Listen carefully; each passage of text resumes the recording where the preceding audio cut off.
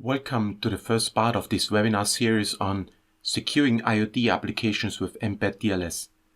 My name is Hannes Schofenig and I will guide you through this presentation. We have a pretty full agenda for today. The presentation is split into two parts. I will talk about the theory of TLS and TLS-based communication and also give you some hands-on examples with the ARM Kyle MDK. In this webinar, we'll focus on pre-shared secret-based authentication.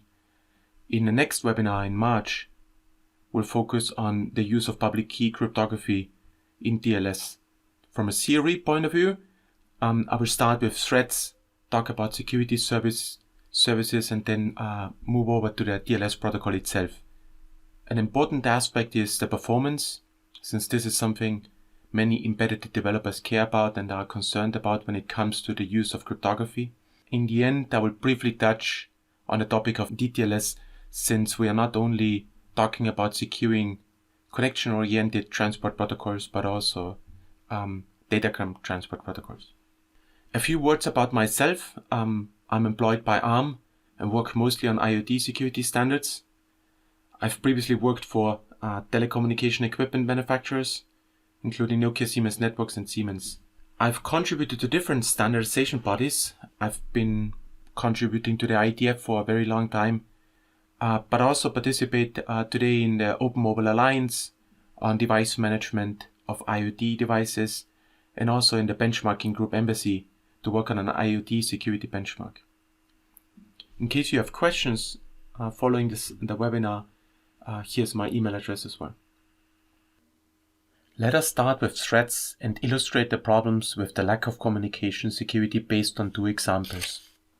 First, there is the example of a car manufacturer who relied too much on the security of the cellular network, leaving HTTP in plain text exposed their system to attacks. The solution was easy, namely to protect HTTP communication with TLS, similarly to how it is shown in the subsequent hands-on session. The second example illustrates a traffic light hack where an application protocol was used unprotected over a Zigbee-alike network. The resulting hack allowed security researchers to interfere with traffic security. The researchers even launched the attack from a drone. In this case, the fix was not so easy since the sensors are mounted in the road. These two examples demonstrate that communication security should be considered early in the product development lifecycle as part of a threat analysis and a security requirements phase. What are the typical communication security services that many IoT solutions need? And so it's probably best to look back at the Internet Threat Model document, which was published in RFC 3552, which, among other things, provides a description of typical attacker capabilities. For example, it assumes that an attacker has nearly complete control over the communication channel, as it is shown on the right-hand side in sort of a classical IoT scenario. Here you have the IoT device on the bottom, communicating with some cloud-based infrastructure, maybe on-premise server, could also be another IoT device, and you have the adversary somehow sitting in between, either because he's part of the communication path as a network operator, or because he performed the man-in-the-middle attack. That's sort of the classical threat that we want to protect against. This document, this RFC, also makes the assumption that we are not, or that the end systems engaged in this conversation actually have not been compromised, which of course by today's internet security standards is probably a stretch, but understandable in context of what the IETF does as a standards organization. So in that sense, the history of the work on TLS can also be explained with this regard. And the communication security, or ComSec, typically provides security services like confidentiality protection, integrity protection, and authentication. And this is what we are going to look at. It's probably worthwhile to point out that the lack of communication security is one of the top 5 security problems with IoT. This was taken from the OWASP IoT top 10 IoT security. With this in mind, so how does TLS as a protocol provide these security services? Let us look back a little bit in history of where TLS actually came from And I will keep this short because there's obviously a lot of history. TLS has been around for some time. It initially started by the work done at Netscape to secure early days of the web with the different versions of SSL. Many of them, the earlier versions, have been sort of flawed in their design.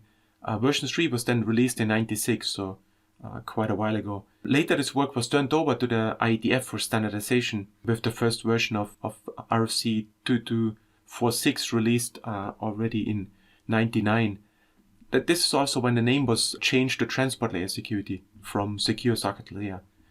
And in the meanwhile, the work has continued, so it's actually still ongoing. So the most recently published version is TLS 1.2, which was published in August 2008. And the difference between version 1 and 1.1 and version 1.2 isn't dramatic. Those are bug fixes, corrections, and so on. Of course, there was a lot of work in between on extensions, and we are going to talk about some of those extensions during this webinar. But also worthwhile to point out that in parallel, the work on datagram transport layer security was done, with the first version, version 1.1, published in 2006, and the most recent version of DTLS is version 1.2, published 2012. Quite interestingly, for those who are interested in participating in the standardization work, the work on the latest version, TLS 1.3, which was started in 2013, is still ongoing but nearing completion, and the same is true for DTLS 1.3. With the popularity, TLS has also been excessively analyzed, and there has been a lot of research and even formal methods have been applied to analyze TLS security protocol. So if we take a very naive approach to communication security, and we take the drawing, the architecture diagram previously shown, where we want to secure the communication between the client and the server, all we need really is keys, algorithms, and the corresponding parameters, and then we are good to go to protect application data. But it turns out that it's actually not that easy. However, if we would like to make this type of protection of application data, in today's sort of the best current practices today say that we would have to use a so-called AED cipher, which is an abbreviation for authenticated encryption with associated data. And there are two examples of those AED ciphers are AES 128 with CCM, and CCM stands for counter mode with CBC MAC mode, or the Galois counter mode. These modes, they are ways to combine individually encrypted data blocks. AES is obviously the state-of-the-art algorithm, and the 128 or 256 indicates the key size that is being used. The diagram illustrates how the overhead that is associated with this protection. So when you take the application data purely encrypted, it won't increase much in size unless there's some padding. But the integrity protection then leads to an additional tag being added, sometimes called authentication tag or integrity check value. We also need a nonce, and additionally the TLS protocol would have a sort of record protocol header, and we'll talk about that a little bit more later. So in any case, this is would be a modern setup to protect application data. If we have these keys already in place, and we know what mode we are using, and we know what the length of the key is, and so on and so on and so on. However, as mentioned, there are some challenges in doing so. Typically, we want to also negotiate algorithms and parameters. We don't want to preset them, so we want to have this dynamic negotiation taking place. So whenever one side changes the parameters and sort of adjust it to the latest state-of-the-art algorithms, we want to make use of those. Of course, with this negotiation, we also want to have some downgrade protection, because we don't want to have some adversary to downgrade the communication to lower standards. We also want to have the endpoints authenticated upfront. We need to address typically key managements, because the keys may not immediately be usable for this type of protection. So the previously shown protection assumed AES, which is a symmetric encryption algorithm. But we may actually start with asymmetric keys like certificates. We also need to do rekeying from time to time, since a specific set of keys can only be used for a certain number of encryption attempts. And we often want to use different credentials as well. So in some cases, we want to use public key crypto. In other cases, we want to use symmetric key crypto. In yet another case, we want to use some strong password-based credentials. We definitely want to have the exchange protected against denial of service attacks.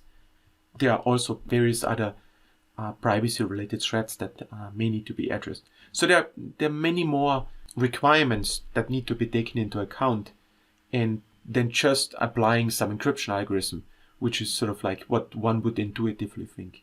So this is actually the place where this whole so-called authentication and key agreement protocol comes into the picture, which is what the TLS handshake does.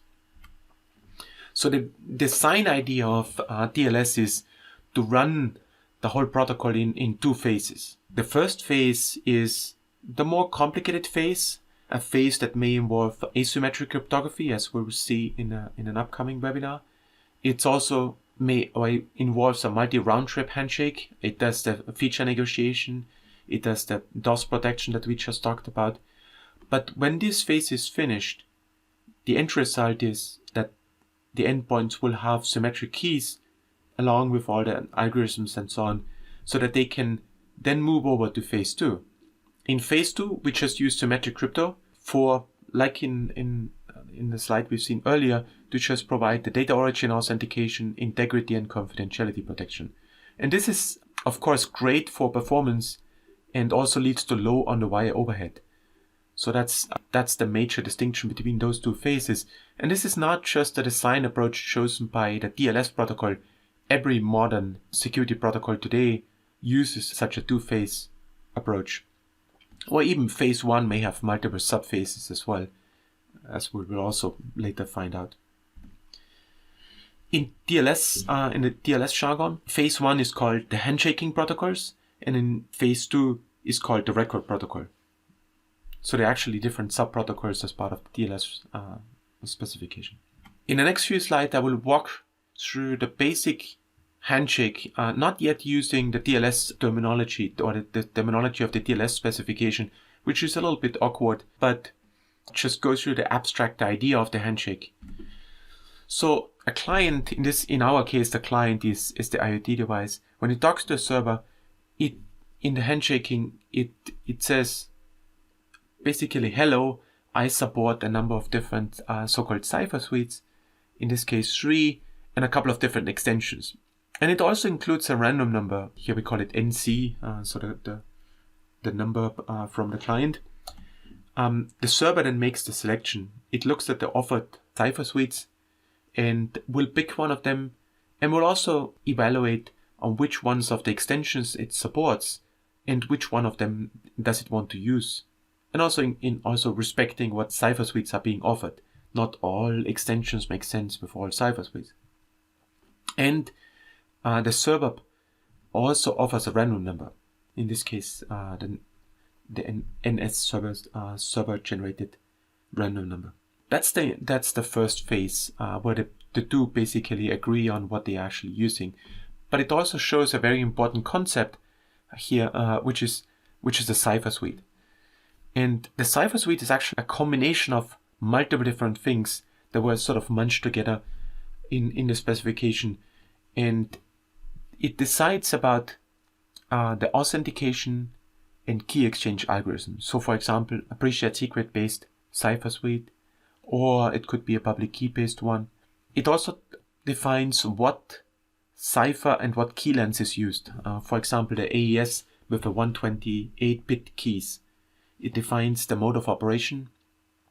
It defines what hash algorithm is used for protection if that's independent of the mode of operation. It defines the hash algorithm that's used for the pseudo-random number generator, used for example for the key derivation.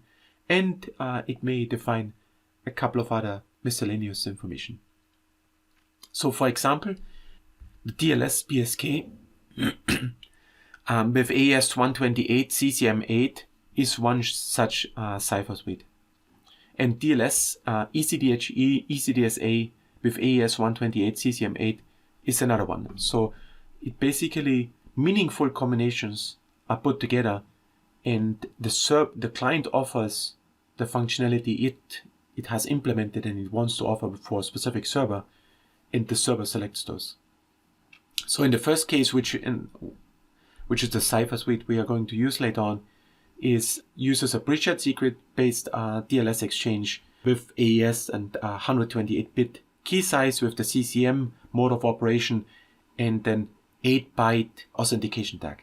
In case you wonder where all these different Cipher suites are defined, so they are defined in different RFCs in the TLS working group, but IANA, the registry used by the IETF, contains a list of those standardized Cipher suites, and it can be found in the link. What is important to know about the TLS protocol, or also the DTLS protocol, is that it's really an authentication framework rather than a single authentication protocol. Already on the previous slide with the two examples of the Cipher suites illustrated that one was a pre-shared secret one and the other one was a public key cryptography based one, and they're obviously very different. The message exchanges look a little different, and of course the payloads that are being exchanged look very different. So TLS is sort of allows the negotiation of those authentication mechanisms and then executes them. So it's a very sophisticated protocol that allows room for a lot of optimizations and also tailoring to specific environments. Over time, as mentioned, various extensions have been standardized, and so it is actually for a beginner or for someone who looks at it at the first time, it looks very complicated. There are lots of extensions. Which one should I actually use? Since this is a topic on its own, the IETF has published an RFC 7925, to offer some guidance on the use of TLS and DTLS 1.2 for use with the Internet of Things environment.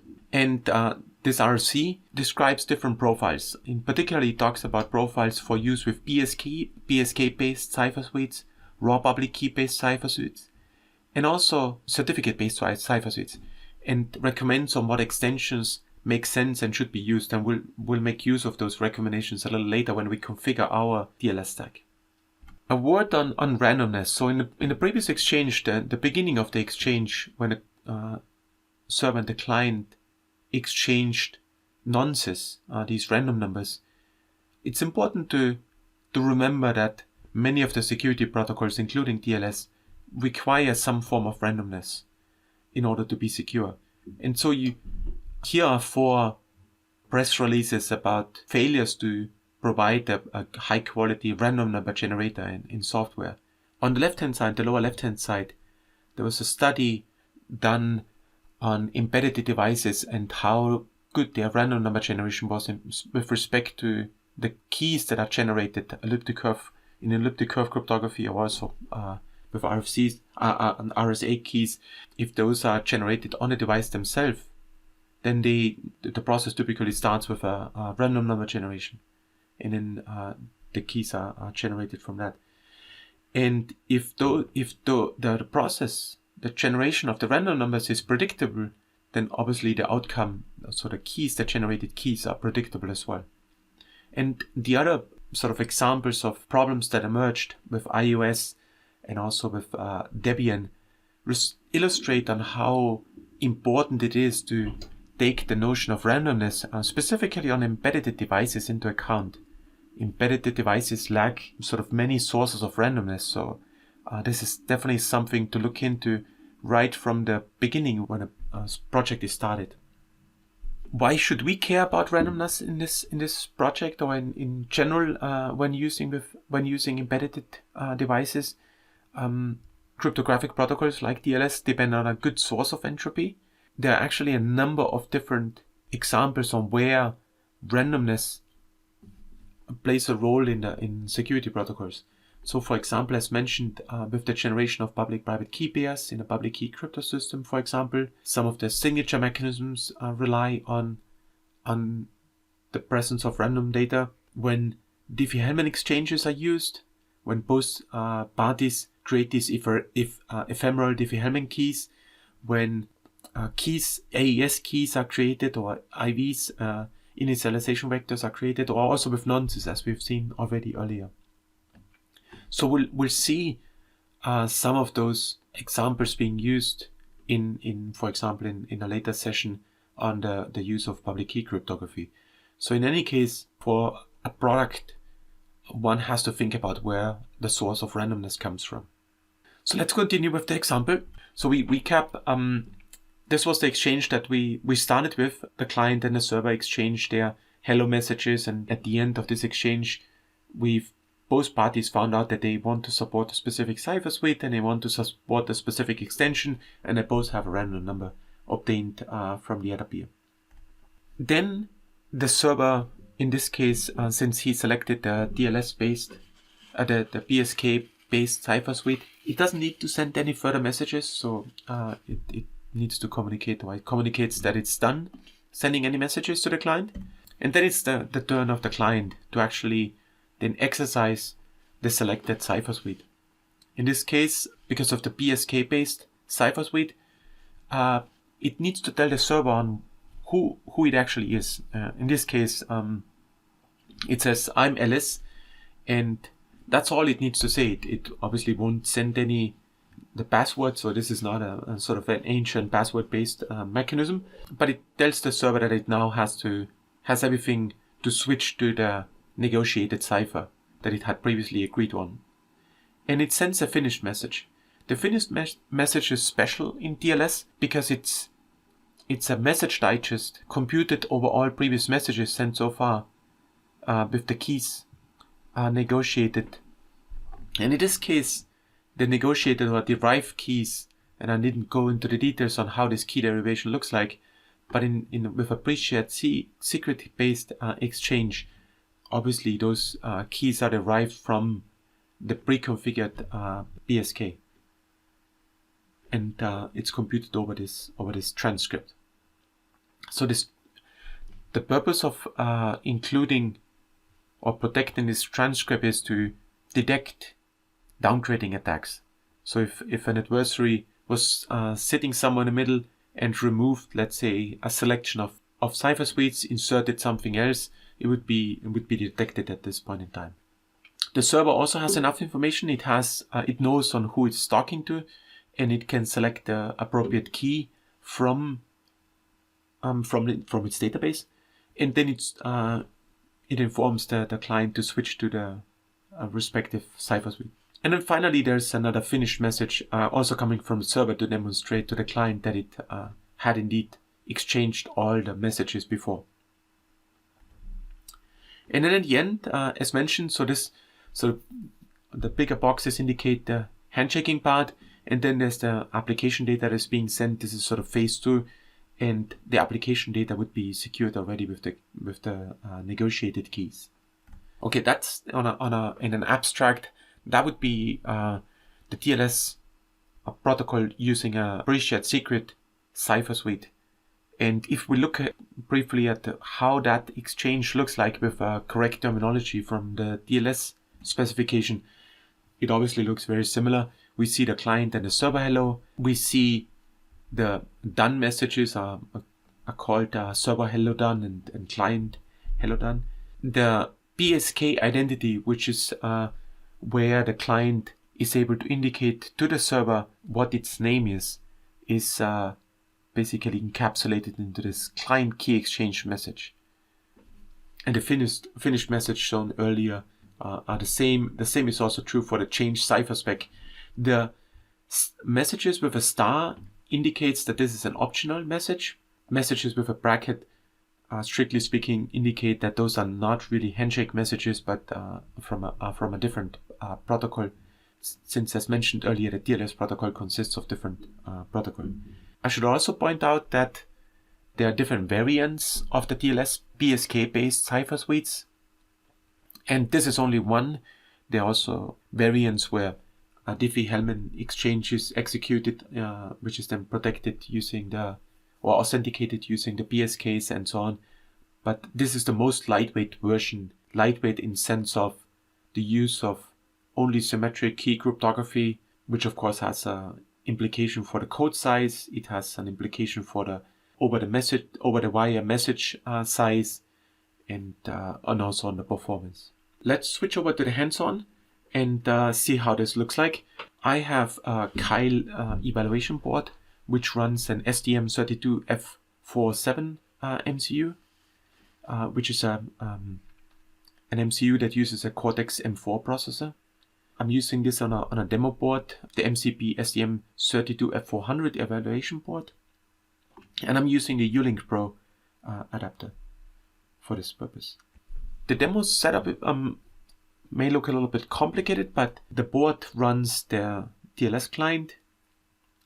I have a separate machine running the TLS server, since my company laptop doesn't allow sort of reconfiguring the firewall. And I'm using a development machine as well to have to use the Kyle Microvision 5 IDE to illustrate the whole software development.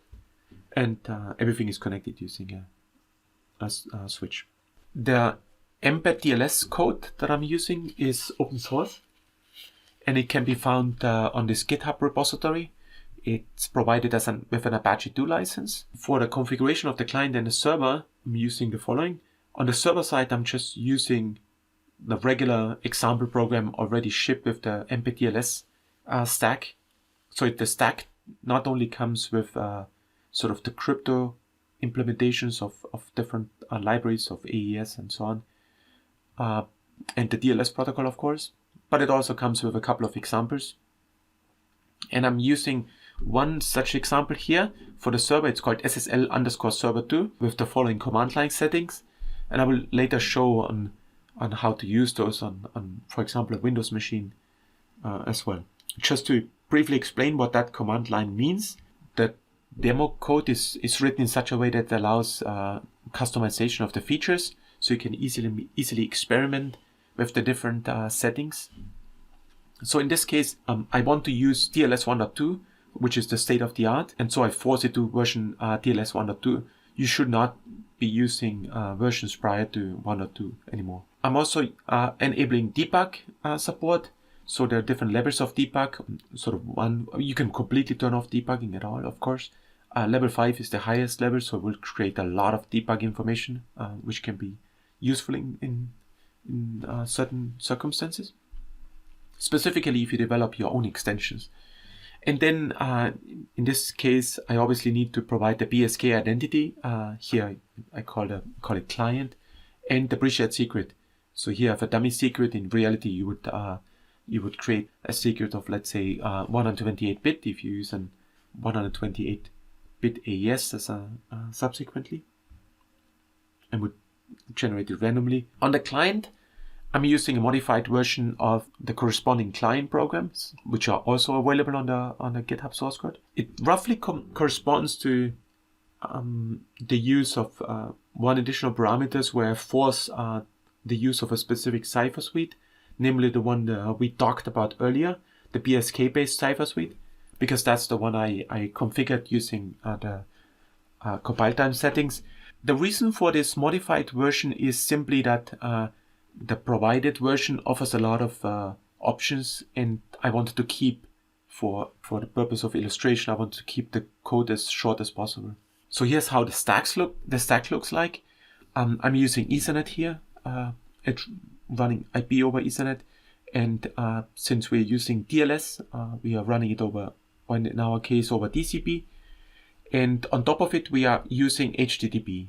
We are securing HTTP communication. It's a very simple communication, only we do a get and get some response back. The purpose here of this hands-on session is to first of all to see how to configure Mbed TLS to run a BSK-based cipher suite, which for some people it's news that TLS can also be used for pre-shared secret-based cryptography, and also to see how the TLS API or the Mbed TLS API looks like without going into endless details. Normally, if you develop applications without any security protection, you are probably going to use the BSD socket API. The Mbed TLS API sits on top of it, provides another layer of abstraction, and we're going to have a look at the communication. And then to understand the basic steps in establishing this TLS connection to protect the HTTP data. An important aspect in embedded development, and different to let's say, the use of other stacks that are more found on, or typically found on desktop or mobile devices, is that we are using preprocessor directives to either include or exclude functionality and code from the library. So this is a way to add and remove code and to make the result more efficient. So we definitely don't want to include all the features possible that the TLS specification and the Mbed TLS stack offers. We have to tailor it to what we really need. Otherwise it's dead code and it would just make the performance worse. In the Mbed TLS project offers a so-called a configuration file called config.h for the use with the Kyle IDE. We are using an additional configuration file, so we just look at the Mbed TLS underscore config.h instead, which is then used to configure the entire TLS stack. But the concepts are the same, it's just where you configure the information.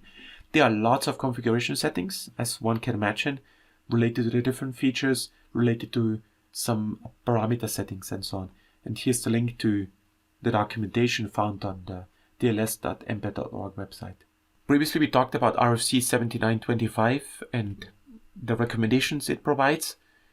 And those recommendations, of course, are not directly, or the RFC doesn't list Mbed TLS or any other stack related configuration information, but instead it provides more abstract recommendations. So if we map them to Mbed TLS, we realize that we have to use, we need to indicate what Cipher suite we are willing to include in our code, which is obviously this one. We also have to indicate that we are using a BSK-based key exchange, which is this parameter setting. And in our case, we only want to use TLS 1.2. We don't want to use earlier versions for security reasons. So we only enable this one. We also have to enable AES, CCM, and SHA-256 support, which is done via these configuration settings. And typically, besides these sort of plain security settings, we also have to, or typically we will want to configure some debugging features, some system support features, maybe IoT security features, performance related enhancements. We'll talk about some of those, and others will be discussed in more detail later. So how does the on a high level, how does the exchange then look like from an API point of view? So the API, the TLS API is not standardized. So if you switch over to a different stack, you need to use a different API. But the flow will roughly be similar. So first of all, you need to initialize some session data for use with TLS. Then you need to configure the random number generator. You establish a TCP connection, since we're using TCP here. You configure TLS, the TLS stack with the options you want. You run the TLS stack. You exchange the application data protected using the TLS derived keys. And then at the end, you will want to tear down the communication, free the state, or whatever your application semantics actually is. So it's a fairly obvious procedure on what you do, and we'll see a little later on how this actually looks like in the code. Okay, so let's switch over to the code. Okay, now we are in the Kyle Microvision 5 IDE, and I have the example project open. I call it SSL_client1, and as you can see, it comes with the Mbed. In this case, I've integrated the Mbed TLS stack. And if we go into the configuration file, which is the tab I have currently open, you will see that I have included the previously indicated configuration settings. So we talked about those that are defined in RFC 7925 with the TLS 1.2, with the key exchange BSK enabled.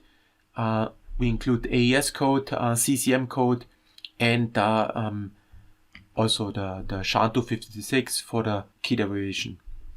There are two other related configuration settings to allow those are indirectly needed to allow more flexibility in the Cipher suite configuration. Obviously, I have to include networking, since we are using TCP and over IP. I have included a couple of debugging commands because we want to see some debug messages as well here. So I included here debug _C enables debugging. The error _C allows me to see the debug messages in a string format, so I don't have to look up the error codes. I want to see all or enable all alert messages, and I want to see literally all debug messages. Clearly, for a production system, you would disable those, and which would lower the code requirement. Here I have an example, although I'm not using it in this setup. This is this preprocessor directive enables the maximum fragment length extension, which is an extension that allows the client to indicate on how large his RAM buffers are. Quite useful feature for embedded devices. We'll make use of it in a later session. And then for this setup, we obviously only want to have the client included in our code, not the server, and the TLS library. So it's also possible to configure the Mbed TLS stack in such a way that you're only using the crypto code. So for example, AES, SHA, or the elliptic curve crypto, without actually using any of the TLS stacks or stack related features. But obviously in our example, we need this.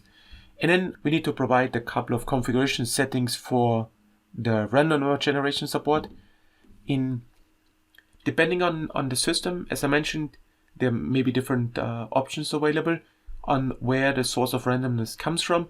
In this platform, in a Linux-based platform, I could make use of the provided entropy pool, but in this case, in this environment, I don't.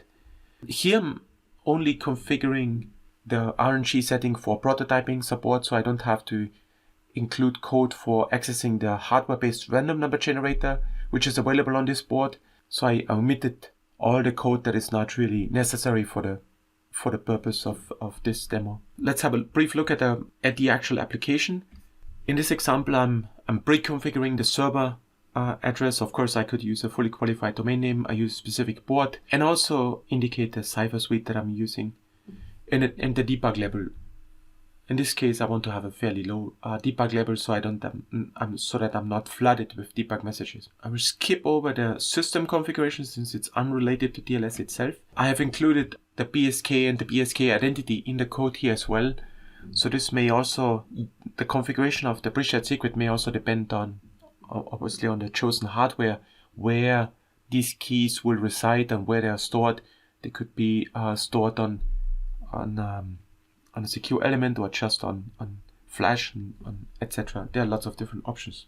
So the first step, as mentioned, is to configure or to initialize the TLS session data. So there's some data structures are being used, configuration settings, and also networking related information, also the SSL structure in this case. So the Mbed TLS _SSL _context is used to store session related information for TLS, and the _config is used for configuration information.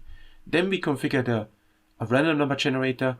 Here we just provide a seed, and then we are already good to go to open the TCP connection, which is what we are doing with the Mbed TLS _net _connect, and then you provide the parameters like server name, server port, and of course what protocol we are using. So in a later example, instead of TCP, we would be using UDP. So the differences between UDP and TCP when it comes to the protection using TLS and DTLS are not that big.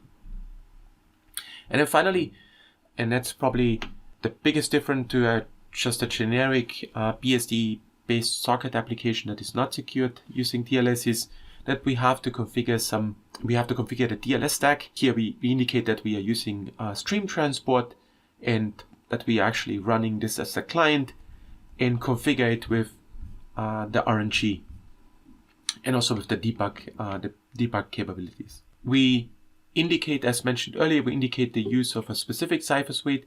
We want to force the client to only use a specific cipher suite here in our example. And we need to configure the pre-shared secret itself, because this is a big difference to what we're going to do later in the second webinar. When we configure certificates, the procedures are obviously very different from configuring pre-shared secrets and certificates and trust anchors and so on. So here we configure those pre-shared secrets, and then we have pretty much configured everything we need for this example, and we just run the handshake. And here's the Mbed TLS _ SSL _ handshake triggers the DLS handshake, and it will be exchanged with the server that we have already started in the meanwhile. And then once the handshake is completed, client and server are able to exchange application data. And here we just put our GET request on the wire. We use SSL _ write to do that. And how the application communication looks like depends a little bit on, of course, on the application. But here we make a very simple TCP-based communication.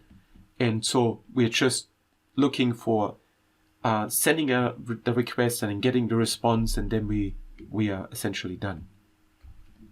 And at the end, we just do a cleanup. As you can see here, we free all the data structures that we had previously created, and we are good to go. So if we compile this, it obviously won't produce any errors. We load it to the board. And let us start the debugger. So make the windows a little smaller.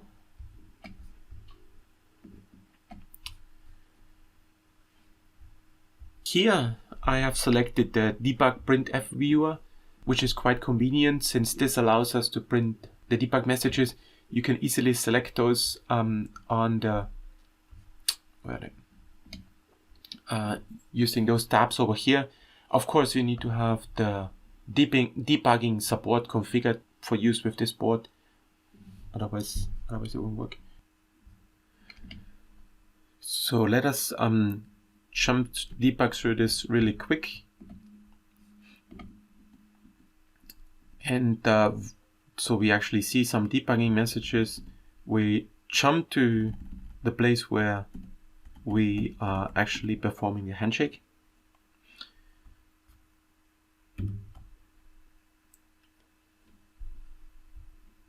So we are, at this point in time, we have, as you can see here in the debug window, we've connected to this IP address where the server is located with this port number, and we've set up the different data structures. We configured the TLS stack, and now we are able to run the DLS handshake, and let us do that.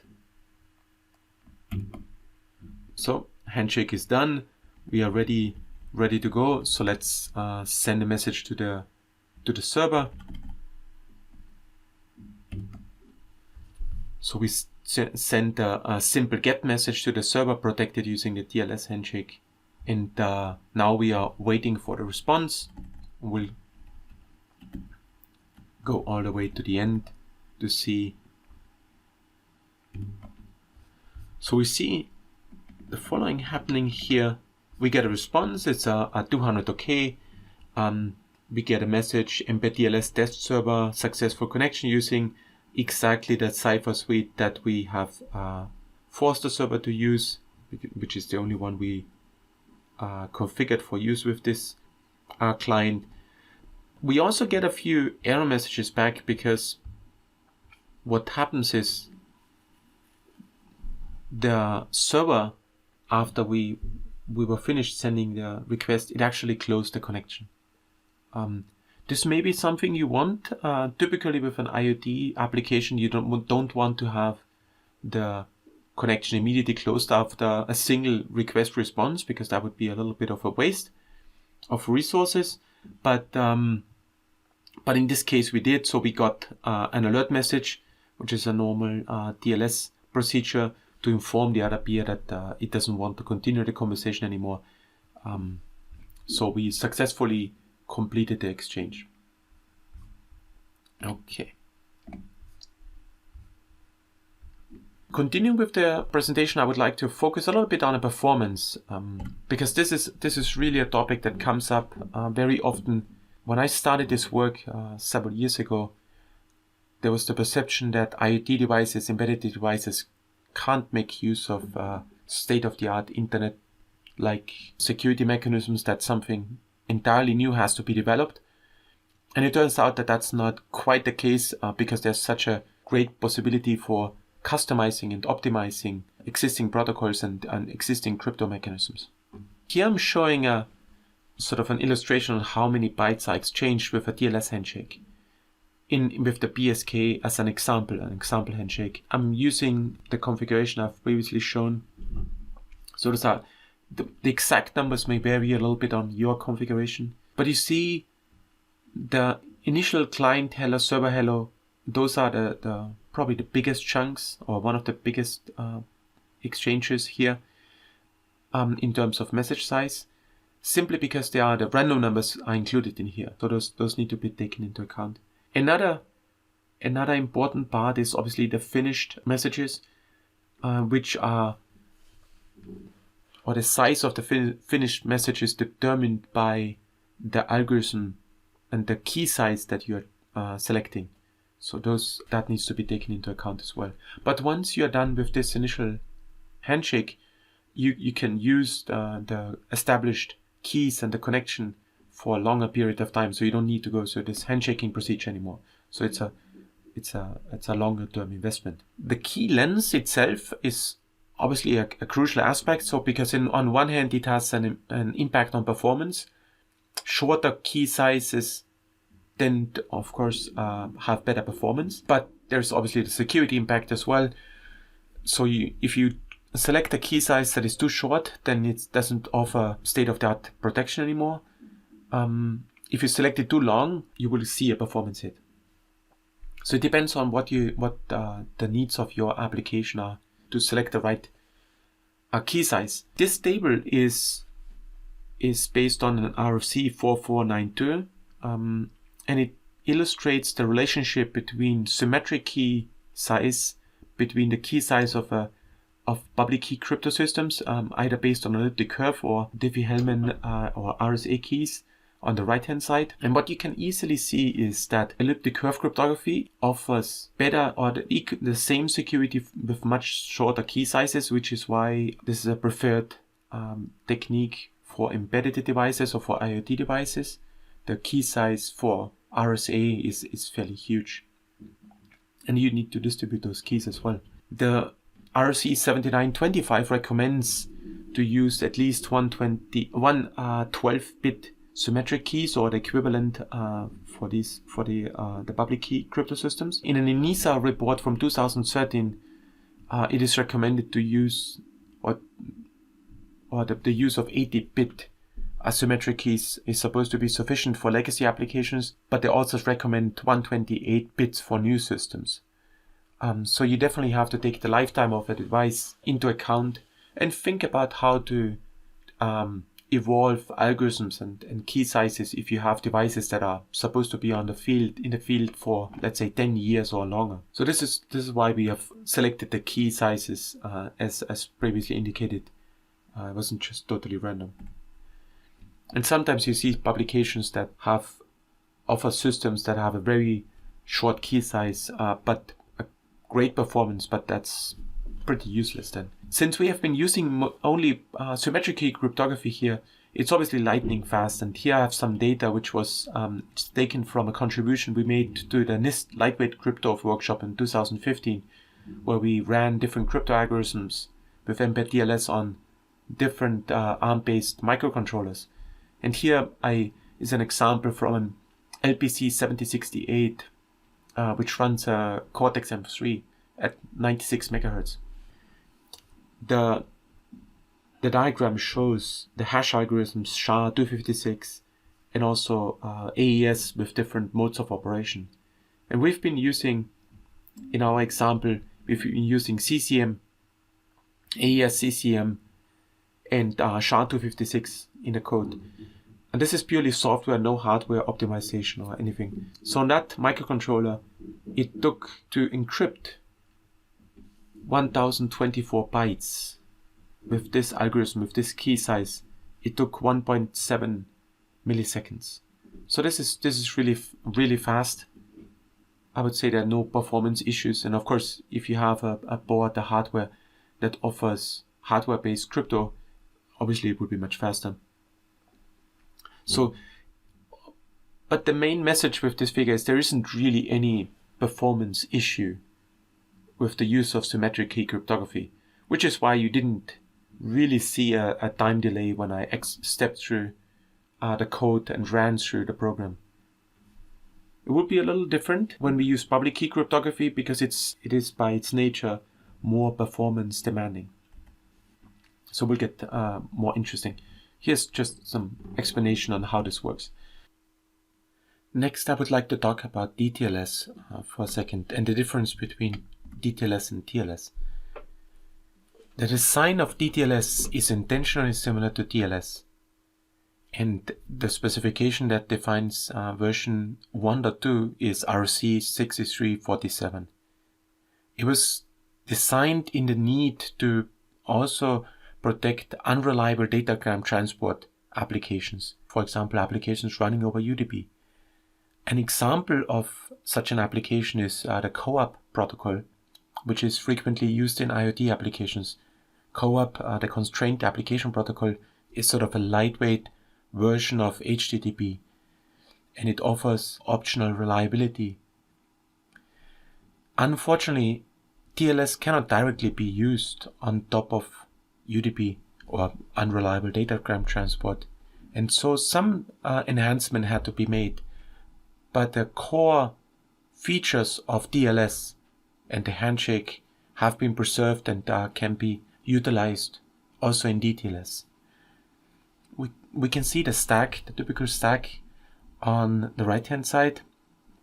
Here is an example with Ethernet, but of course it could be some other low power wide area networking protocol or a mesh networking protocol running over IP utilizing UDP, and then the application sitting on the top, protected by DTLS. The changes that have had to be made to get DTLS working is to provide reliability for the handshaking protocol, since UDP-based protocols don't care about message loss, don't care about reordering, don't care about fragmentation. So those features had to be added to the handshaking protocol. Also, what was needed was a denial of service protection mechanism. And finally, the record layer had to be extended to support the ordering of the messages, and the use of stream ciphers is prohibited, which is not a big deal since stream ciphers are also insecure in TLS. That was a very short introduction. We will cover more about DTLS in a future webinar. To the conclusion. TLS is one of the most successful internet security protocols and has helped to secure web applications as well as smartphone application traffic. Now it's also used in an IoT environment. As you have seen, TLS is a flexible protocol with many options, and so there's a lot of potential for optimization. In part 1 of this webinar, we started with the TLS PSK handshake, and in future webinars, we will cover public key-based crypto and also take a look at what the performance implications are, before we then go on to talk about the latest version of TLS, the TLS version 1.3. With this, I would thank you and see you at the next webinar.